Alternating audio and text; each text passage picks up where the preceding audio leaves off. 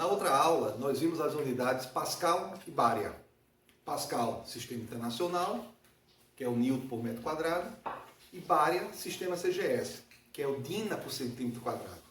Tá certo? Então, na aula passada, nós vimos essas duas unidades, né? O Bária e o Pascal. Pascal e Bária. Certo? Pascal, nós sabemos que é Newton por metro quadrado, que é o sistema internacional de unidades.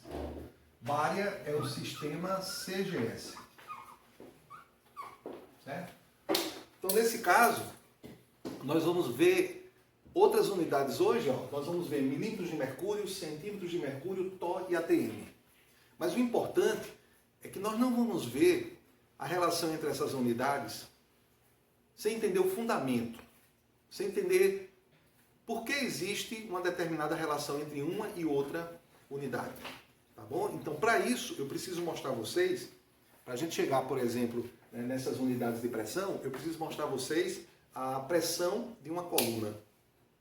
Então, imagine que eu tenho uma coluna de ar. Essa coluna de ar, eu posso imaginar que seja a camada atmosférica. Eu posso pegar a camada atmosférica e imaginar uma coluna de uma camada atmosférica, de uma parte da camada atmosférica, por exemplo, de 1 km de altitude. Então, essa camada de ar de 1 km de altitude exerce, na base dessa coluna, uma pressão. É a pressão dessa coluna de ar. Eu posso também ter uma coluna de um líquido, de um fluido qualquer. Eu posso ter uma coluna de água e, por exemplo, de 3 metros de altura. E na base dessa coluna de água também nós temos uma pressão, a pressão de uma coluna. Então vamos imaginar aqui um cilindro. E nesse cilindro aqui eu tenho um líquido aqui dentro. Tá? Eu tenho aqui um líquido qualquer.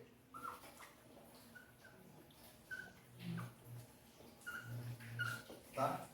E aí, como é que eu calculo a pressão que esse líquido exerce na base desse cilindro, na base dessa coluna? Tá? Então, essa base aqui, eu vou chamar que ela tem uma área A. Tá? Que é a área da base aqui, ó, a área da circunferência aqui, considerando aqui um cilindro. Tá bom? Nós sabemos que essa coluna aqui, esse cilindro aqui, tem uma altura. Vou chamar essa altura aqui de H.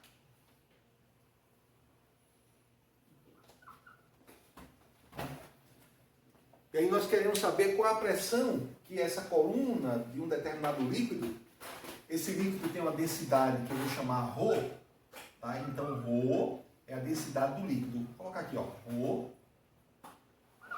densidade do líquido. Tá certo? Nós sabemos que nessa região aqui, nós temos uma aceleração gravitacional. G. Tá bom? E nós também sabemos como é definida a pressão. Tá? Pressão, nós sabemos que a definição é força sobre área. Onde essa força aqui, ela tem que ser perpendicular, a direção dela tem que ser perpendicular à superfície dessa área aqui. Neste caso, eu pergunto a vocês, de uma coluna, quando eu quero calcular a pressão de uma coluna, que força é essa? Então eu tenho aqui uma coluna de água, uma coluna de etanol, uma coluna de um líquido qualquer. Qual é a força que essa coluna desse líquido exerce aqui nessa área, na base desse cilindro? Que força é essa? A força peso. Tá? Então, olha, essa força aqui, tá? Essa força aqui, ela é igual à força peso quando eu tenho uma coluna. Tá? Então, peso, nós sabemos que é massa vezes aceleração gravitacional.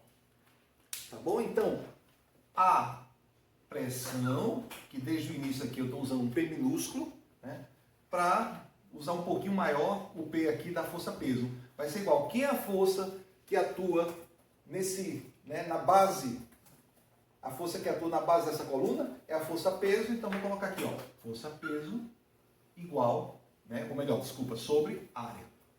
Perfeito. Mas nós sabemos que peso é massa vezes aceleração gravitacional sobre a área. Tá certo? Ora, se eu tenho uma coluna de um líquido, se eu tenho uma coluna de um ar, né, coluna de ar, melhor dizendo, é melhor trabalhar com o quê? É melhor trabalhar com a massa ou é melhor trabalhar com a densidade? Porque se eu trabalhar com a densidade, eu só vou precisar saber aqui qual é a densidade desse líquido e vou me preocupar, né, não vou me preocupar, por exemplo, com a massa de água ou a massa de etanol ou a massa do líquido que vai estar aqui nessa coluna.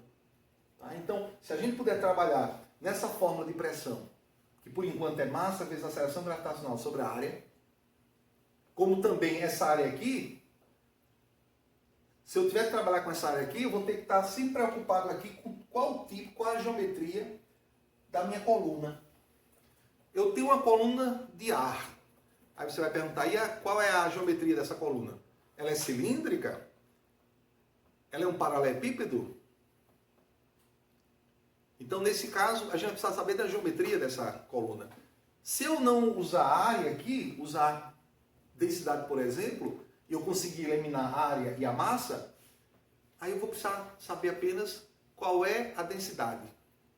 Então, vamos fazer isso? Porque nós sabemos que densidade é massa sobre volume. Tá? Então, eu posso trocar essa massa aqui por quem? Ora, eu posso trocar massa, produto aqui, dos meios é igual ao produto dos extremos. Então, a massa é igual aqui a densidade vezes o volume. Tá certo? Então, essa massa aqui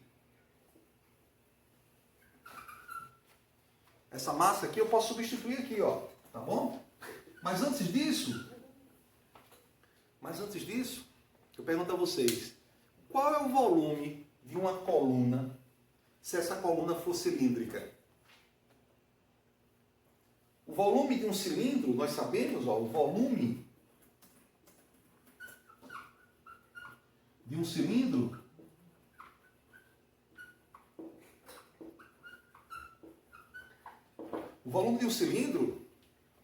é o quê? É a área da base vezes a altura. Todo sólido geométrico que tem duas bases paralelas iguais, o volume sempre é área da base vezes altura. Tá bom? Mas aqui eu vou chamar essa área da base de A mesmo, então vai ser área vezes altura. Área da base vezes altura. Então, nesse caso aqui, ó, quem é A? A área é igual ao volume. O H está multiplicando, passa dividindo. Ó. Então, eu tenho outra expressãozinha aqui que eu posso substituir aonde?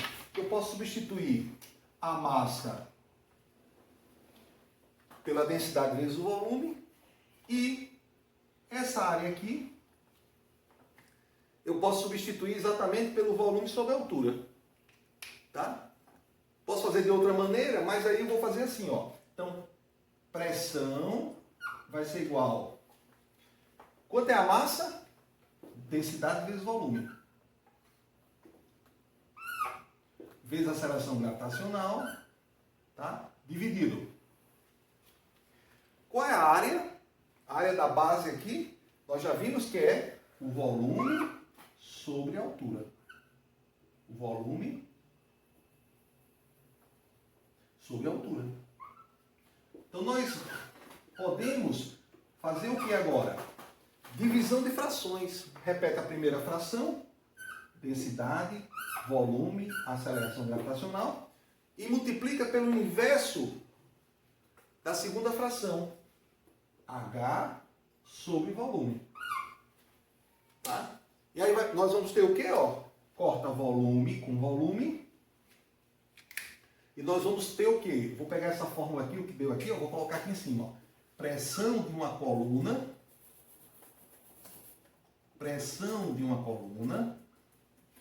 vai ser igual a quem? Ó? A densidade multiplicado pela aceleração gravitacional multiplicado pela altura. A famosa ρgh. Tá certo? Então essa fórmula nós vamos usar para chegar exatamente nas unidades de milímetros de mercúrio, centímetros de mercúrio, torr e atm. E relacionar todas elas com Pascal e Barya. Tá certo? Então nessa fórmula aqui, basta ter a densidade, a aceleração gravitacional e a altura eu calculo a pressão. Para continuar, além de conhecer já a pressão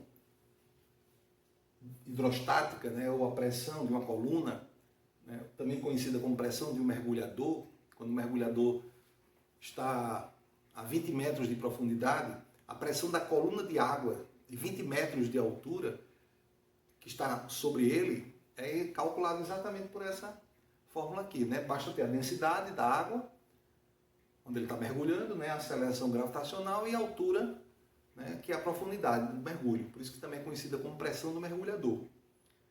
Mas conhecendo essa fórmula aqui, precisamos conhecer também o teorema de Stephen, da hidrostática, para também chegar a essas informações aqui. Não chegar apenas na relação que existe entre elas, e entender como elas surgiram e nunca mais se esquecer a relação entre elas, porque nós vamos saber o fundamento. Então, o teorema de Stephen. Imagina aqui também um cilindro, ou seja, onde eu vou colocar aqui uma coluna de um líquido. Então, aqui dentro tem um líquido também. Tá? Então, tem um líquido aqui.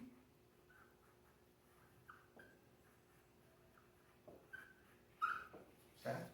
E aí eu pergunto a vocês, ó, se aqui tem um ponto A e aqui tem um ponto B, no ponto A, então, esse ponto A, nós sabemos qual é a pressão da coluna de líquido que vai causar uma pressão nesse ponto A. Nós sabemos, ó, que vai depender exatamente da altura da coluna, até aqui, até este ponto aqui, ó. Então, temos aqui a coluna que tem exatamente essa altura aqui, que é a altura H de A. Então, se eu estou mergulhando e estou aqui nesse ponto, a pressão que vai ser exercida vai ser exatamente a pressão, né, ρ, densidade, aceleração gravitacional, altura HA. Tá? Então, a pressão neste ponto A, a pressão dessa coluna de altura HA, vai ser pressão do ponto A densidade ela é constante em toda a coluna, multiplicado pela aceleração gravitacional, que também é constante em todo o sistema aqui, vezes a altura, quem? H de A. Já nesse ponto B, qual é a pressão que esse ponto B sofre com esta coluna toda aqui, ó? Vai depender exatamente dessa altura aqui, ó. Então nós percebemos que o ponto B está mais embaixo, a coluna é maior, consequentemente, a pressão exercida no ponto B vai ser quem? Pressão no ponto B, densidade, aceleração gravitacional, altura HB. Perfeito? Então, resultado, ó, sabendo a profundidade, sabendo a densidade e a aceleração gravitacional, você calcula a sua pressão. Mas a pergunta que eu faço é a seguinte, ó, se eu subtrair essas duas equações, vou chamar essa equação de 1, vou chamar essa equação de 2, e nós sabemos que podemos somar ou subtrair duas equações, achando uma terceira equação equivalente. Então, se eu subtrair aqui, eu posso fazer a equação 2 menos a equação 1. Vai ficar então quem? Ó? Pressão no ponto B menos pressão no ponto A vai ser igual. Subtrair os primeiros membros aqui, agora eu vou subtrair os segundos membros dessas duas equações. Vai ficar densidade, gravidade, HB. Eu estou fazendo a 2 menos a 1. Então, menos Agora, Rho, G, H de A. Densidade, gravidade, H de A. Tá? Percebemos que densidade e gravidade, nós temos nessas duas parcelas aqui. Então, eu posso colocar o termo comum em evidência. Então, pressão no ponto B, pressão no ponto A vai ser igual a densidade vezes a aceleração gravitacional, multiplicado por quem? Pela altura B, menos a altura A. Ok? Quem é a altura B menos a altura A? A altura B menos a altura A é exatamente essa distância aqui, ó, que eu vou chamar ΔH. Tá? Então, se eu subtrair a maior altura menos a menor altura, eu vou ter o ΔH. Então, nesse caso aqui, eu posso escrever que a diferença entre essas duas pressões, pressão do ponto B menos pressão do ponto A, vai ser simplesmente a densidade do líquido, a aceleração gravitacional do local, multiplicado por ΔH. Ok? Então, esta expressão aqui, ó, representa o teorema de Stevens. Tá? E essa expressão aqui nos diz algumas informações, né, bem importantes, bem interessantes, que no dia a dia a gente observa e às vezes não percebe que por trás tem essa expressão do teorema de Stevens. A gente está, na verdade, aplicando o teorema de Stevens. E que situação é essa? Olha, se ΔH for igual a zero, o que é que acontece? Tá? Se ΔH for igual a zero, isto é, se esses dois pontos eles estiverem alinhados, tá? Então, quando ΔH é igual a zero, ó, é porque o ponto A e o ponto B estão alinhados. Então, quando isso acontece, essa expressão aqui do teorema de Stevens dá qual o resultado? Que resultado ele nos mostra? Que PA menos PB, ou seja, pressão no ponto B menos pressão no ponto A, é igual densidade vezes a gravidade vezes zero, tudo multiplicado por zero é zero. Isto quer dizer o quê? Que quando eu tenho pontos alinhados, as pressões apresentam os mesmos valores. A pressão de A é igual à pressão de B.